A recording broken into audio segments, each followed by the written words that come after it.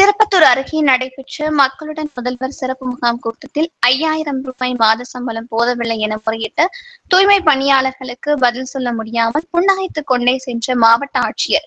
ஏமாற்றத்துடன் நின்ற பெண் தூய்மை பணியாளர்.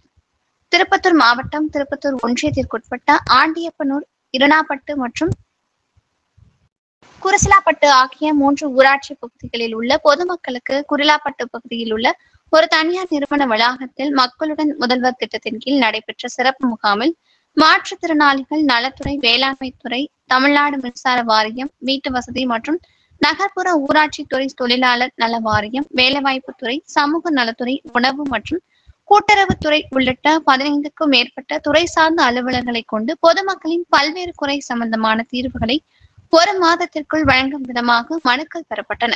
அப்போது ஆய்வு மேற்கொண்ட மாவட்ட ஆட்சியர் தர்பகராஜ், பொதுமக்களின் கோரிக்கை மனு சம்பந்தமாக உடனுக்குடன் சம்பந்தப்பட்ட அலுவலர்களை கொண்டு தீர்வு காண அறிவுறுத்தப்பட்ட நிலையில், அந்த பகுதியில் உள்ள பெண் தூய்மை பணியாளர்கள் சுமார் 10க்கும் மேற்பட்டோரிடம் சம்பளம் சரியாக வருகிறதா, சரியான தேதிக்கு வருகிறதா, கையுறை போன்ற அடிப்படை உபகரணங்கள் கொடுக்கப்படுகிறதா என விசாரித்த போது தங்களுக்கு மாத சம்பளம் 5000 ரூபாய் போதவில்லை, கூடுதலாக வேண்டும் என்ற கோரிக்கையை முன்வைத்தனர்.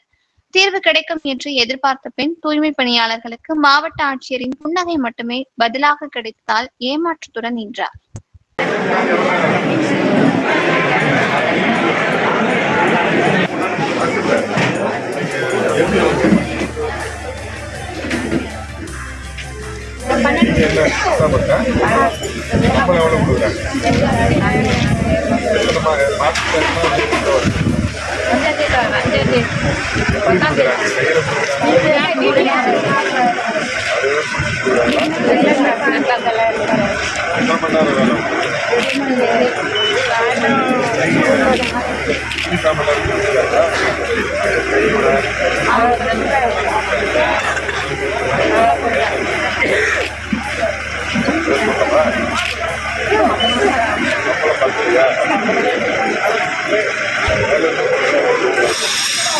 நம்மளால வருது.